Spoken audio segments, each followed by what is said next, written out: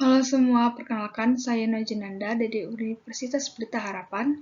Di sini saya akan menjelaskan sedikit tentang mata kuliah pengatur laboratorium medik yang dibawakan oleh Bapak Ahmad Fahruroji JS, SI, MSc. Kali ini kita berada pada materi regulasi ATLM. Simak video tersebut sampai selesai ya. Overview. 1. Standar profesi ATLM Laboratorium Kesehatan. 2. Undang-Undang 36 tahun 2014 tentang tenaga kesehatan. 3. Permenkes nomor 46 tahun 2013 tentang registrasi tenaga kesehatan. 4. Permenkes nomor 43 tahun 2013 tentang cara penyelenggaraan laboratorium klinik yang baik. 5. Permenkes nomor 15 tahun 2015 tentang pelayanan laboratorium pemeriksa HIV dan infeksi oportunistik. 6. Permenkes nomor 37 tahun 2015 tentang penyelenggaraan laboratorium puskesmas. Dan yang terakhir, Permenkes nomor 37 tahun 2012 tentang penyelenggaraan laboratorium puskesmas. Standar profesi ATLM. ATLM merupakan salah satu jenis tenaga kesehatan dalam Undang-Undang Nomor 36 Tahun 2014 tentang tenaga kesehatan. Profesi ATLM yang sebelumnya dikenal sebagai analis kesehatan atau analis medis adalah tenaga kesehatan yang memiliki kompetensi melakukan analisis terhadap cairan dan jaringan tubuh manusia untuk menghasilkan informasi tentang kesehatan perorangan dan masyarakat. Berdasarkan pengalaman institusi pendidikan dalam mengimplementasikan standar profesi ATLM, sebelumnya Keputusan Menteri Kesehatan Nomor 370/Menkes/SK/3/2007 tentang standar profesi ATLM, ditemukan beberapa hal yang perlu mendapatkan perhatian meliputi 1. Standar kompetensi harus mengantisipasi kondisi pembangunan kesehatan di Indonesia dalam kurun waktu 5 tahun ke depan. Yang kedua, tantangan kompetensi ATLM masih memerlukan penguatan dalam aspek perilaku profesional, mawas diri, dan pengembangan diri serta komunikasi efektif sebagai dasar dari rumah bangun kompetensi ATLM di Indonesia. Yang ketiga, dalam mengimplementasikan program secara efektif, institusi pendidikan teknologi laboratorium medik perlu mengembangkan muatan lokal yang menjadi unggulan masing-masing institusi. Yang keempat, kesesuaian kompetensi yang dihasilkan oleh institusi pendidikan dengan pelayanan laboratorium medik merupakan harmonisasi aspek pendidikan, pelayanan, dan profesi. Manfaat 1. Bagi institusi pendidikan. Bagi institusi pendidikan memberikan manfaat sebagai acuan dalam menyusun kurikulum sehingga terjadi kesesuaian antara proses pembelajaran dengan kebutuhan masyarakat.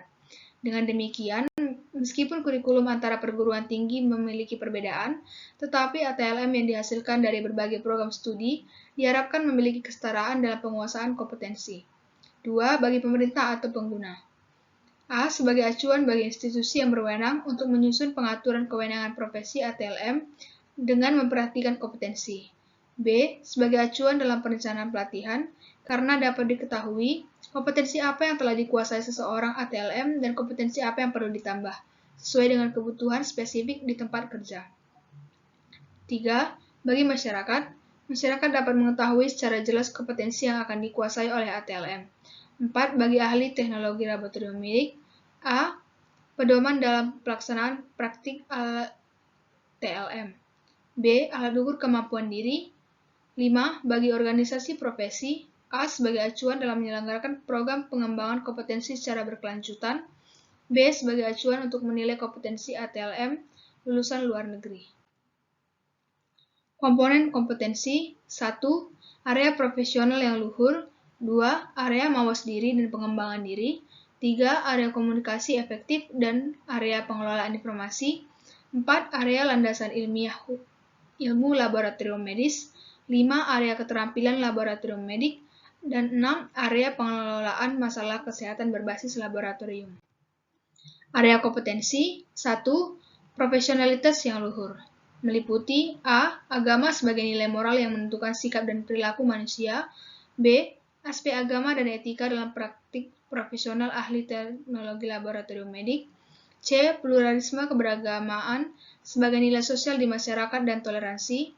D. Konsep masyarakat termasuk pasien mengenai sehat dan sakit. E. Aspek-aspek sosial dan budaya masyarakat terkait dengan pelayanan kesehatan, logiko-sosial budaya. 2. Mawas diri dan pengembangan diri meliputi A. Prinsip pembelajaran orang dewasa atau adult learning 1. Belajar mandiri. 2. Berpikir kritis. 3. Umpan balik konstruktif. 4. Refleksi diri. B. Dasar-dasar keterampilan belajar meliputi 1. Pengenalan gaya belajar atau learning style. 2. Pencarian literatur atau literature searching. Ketiga, penelusuran sumber belajar secara kritis. Keempat, mendengar aktif atau active listening, membaca efektif atau effective reading. Kelima, konsentrasi dan memori, concentration and memory. 6. Manajemen waktu atau time management. 7. Membuat catatan kuliah atau note taking. Kedelapan, persiapan ujian atau test preparation. C. Pembelajaran berbasis masalah. D. Penyelesaian masalah. E. Kepemimpinan dan manajemen organisasi. F. Metodologi penelitian dan statistika yang meliputi 1. Konsep dasar penulisan proposal dan hasil penelitian. 2. Konsep dasar pengukuran. 3. Konsep dasar desain penelitian. 4. Konsep dasar hipotesis dan statistik inferensial. 5. Telaah kritis. 6. Prinsip presentasi ilmiah. Area kompetensi selanjutnya, yang ketiga ada komunikasi efektif. A. Penggunaan bahasa yang baik, benar, dan mudah dimengerti. B. Prinsip komunikasi dalam pelayanan kesehatan meliputi 1. Metode komunikasi oral dan tertulis yang efektif. 2. Metode untuk memberikan situasi yang nyaman dan kondusif dalam berkomunikasi efektif. Ketiga, metode untuk mendorong pasien agar memberikan informasi dengan sukarela. Keempat, metode untuk mengidentifikasi tujuan pasien melakukan pemeriksaan laboratorium melingkupi biopsikoposisio-kultural spiritual. C. Berbagai elemen komunikasi efektif meliputi gaya komunikasi intrapersonal, interpersonal, dan komunikasi massa. 2. Gaya dalam berkomunikasi.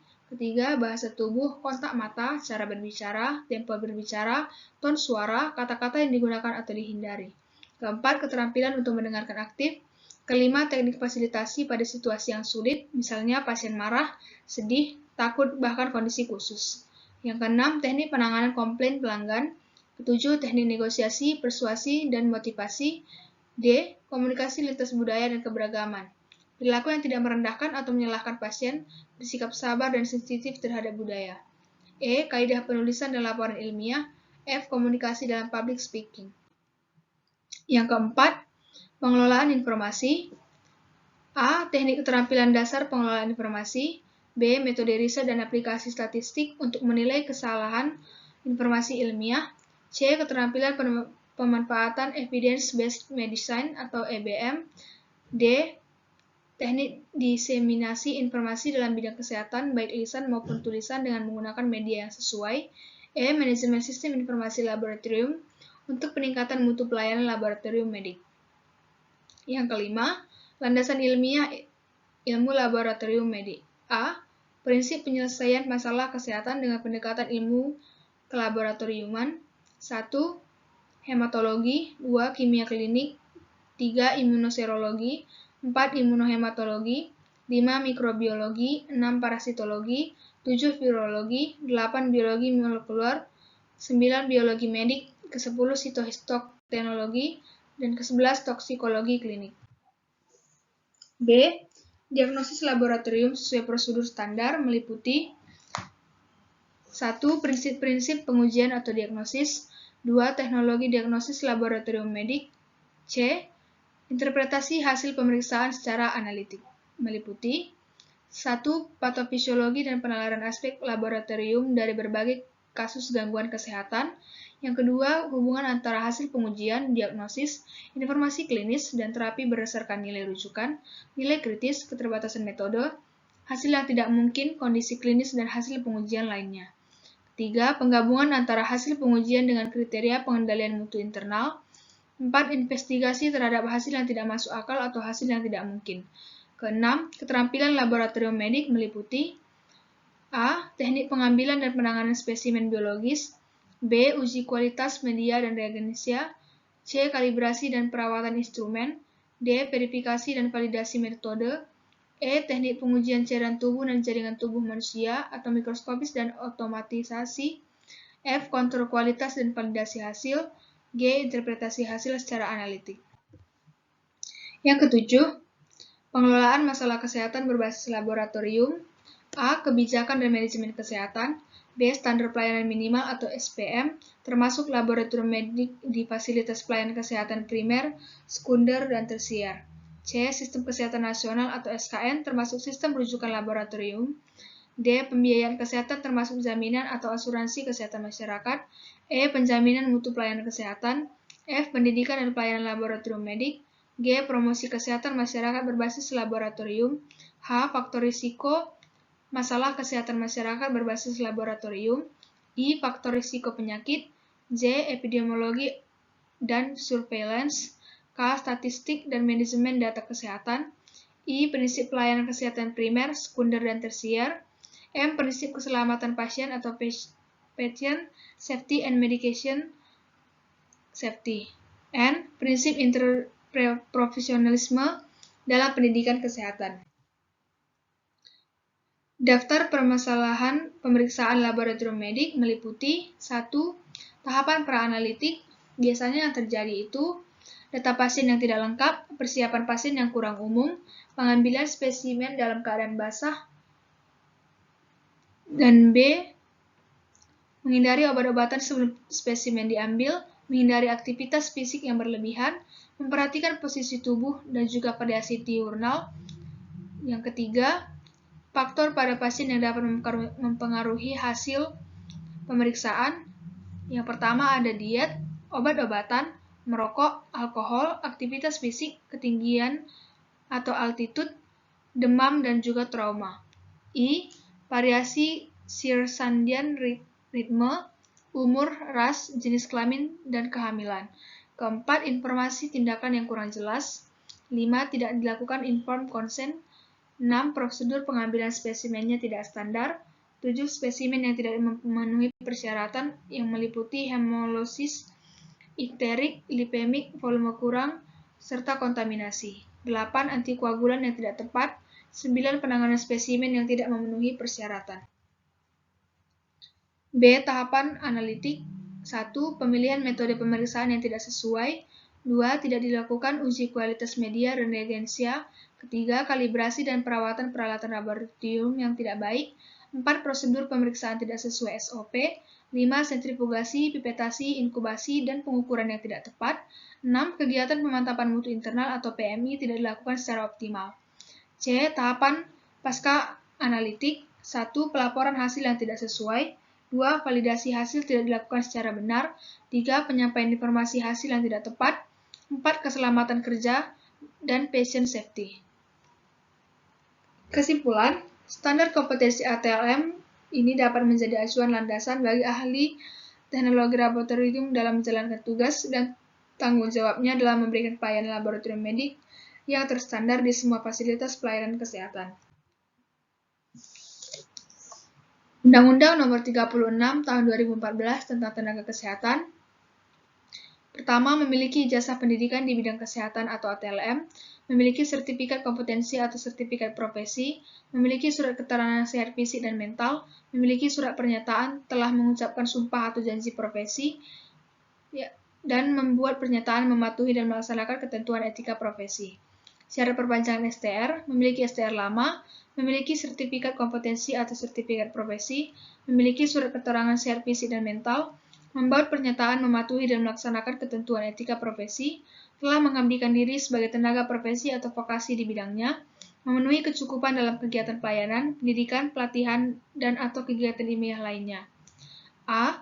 Patelki merumuskan bagaimana pembuatan atau perpanjangan STR untuk memenuhi kecukupan dalam kegiatan pelayanan, pelatihan, dan lain-lain seperti yang termuat dalam Undang-Undang Nomor 36 Kemduyan diuraian dalam Permenkes Nomor 46 Tahun 2014 tentang pembahasan STR secara khusus, yaitu harus memenuhi 2 syarat. Yang pertama, pengabdian diri sebagai tenaga kesehatan. Yang kedua, pemenuhan kecukupan dalam pelayanan, pendidikan, pelatihan, dan kegiatan ilmiah lainnya. B. Pemenuhan pada poin 2 tersebut di atas dengan syarat satuan kredit profesi atau SKP selama 5 tahun yang ditetapkan oleh organisasi profesi. Dalam peningkatan mutu, setiap ATLM harus mengikuti sertifikasi, registrasi, dan lisensi terhadap profesinya. Untuk yang baru lulus kuliah, biasanya sertifikasi saat ini 2016 masih bisa dilakukan melalui kampus masing-masing, dan yang sudah bekerja dapat melalui divisi masing-masing. Jika ATLM tidak memenuhi 25 SKP, maka ATLM wajib mengikuti uji kompetensi terlebih dahulu untuk mendapatkan sertifikat kompetensi. Pendaftaran registrasi di MTKI bisa melalui kampus atau melalui divisi masing-masing.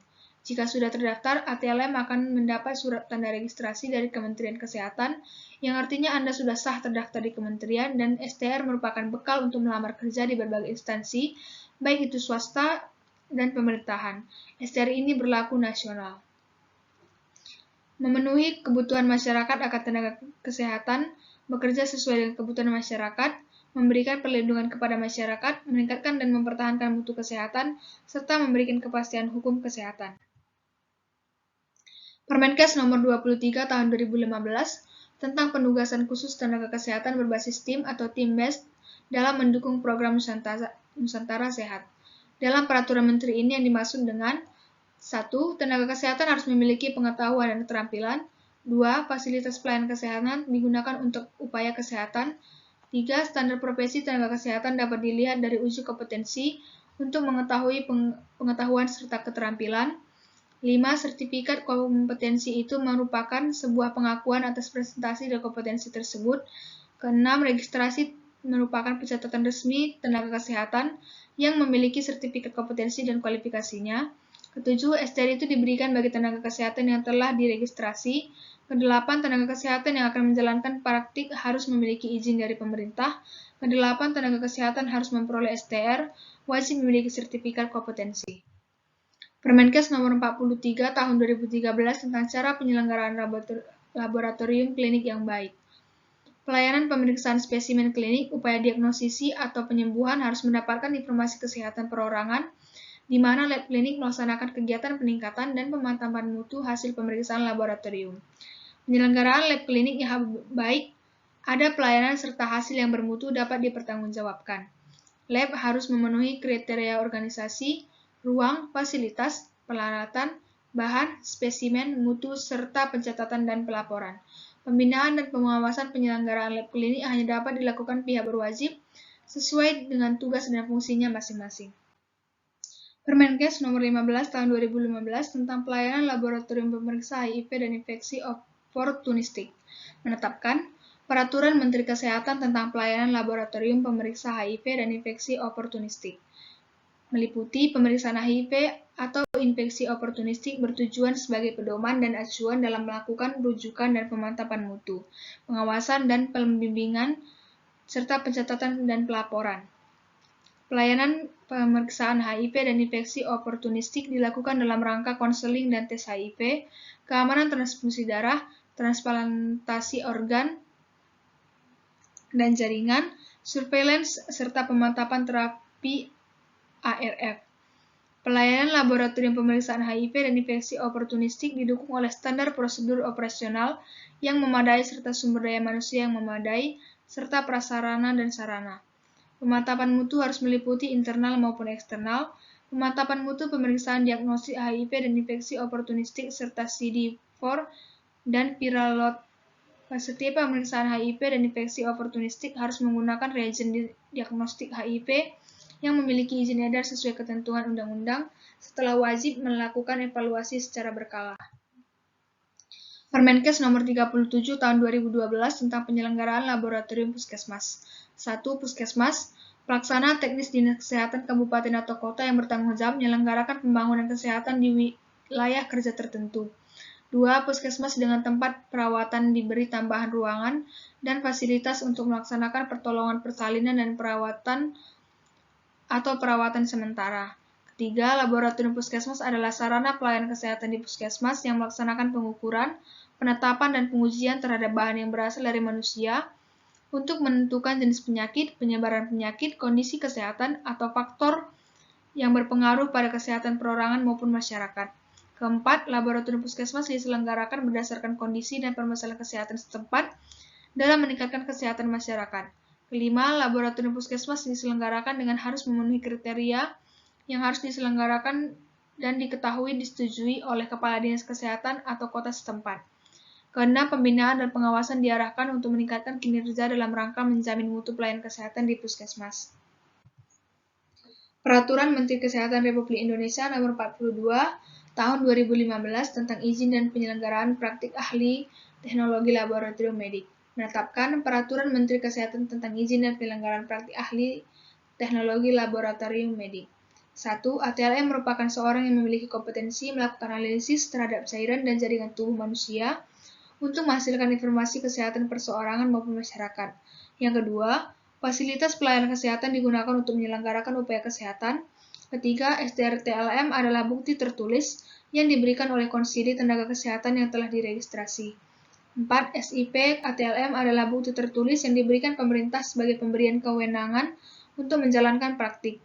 Yang kelima, standar profesi adalah batasan kemampuan minimal berupa pengetahuan, keterampilan, dan perilaku profesionalis yang harus dikuasai dan dimiliki oleh ATLM untuk melakukan kegiatan profesional yang harus dikuasai.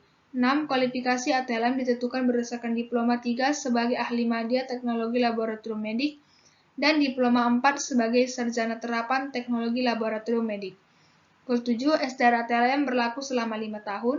Ke-8, ATLM warga negara asing dapat menyelenggarakan atau menjalankan praktiknya harus memiliki SDR ATLM sementara diperoleh melalui evaluasi kompetensi yang meliputi penilaian, kelengkapan, administrasi, kemampuan untuk melakukan praktik sesuai dengan ketentuan peraturan perundang-undangan.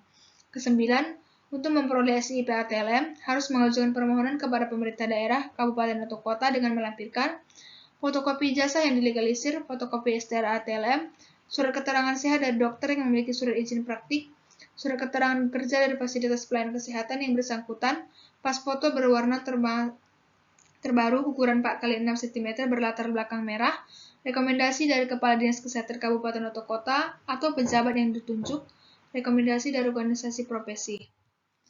Oke, sekian penjelasan tentang registrasi ATLM. Maaf bila ada salah kata atau salah penjelasan, semoga materi kali ini dapat dimengerti. Terima kasih.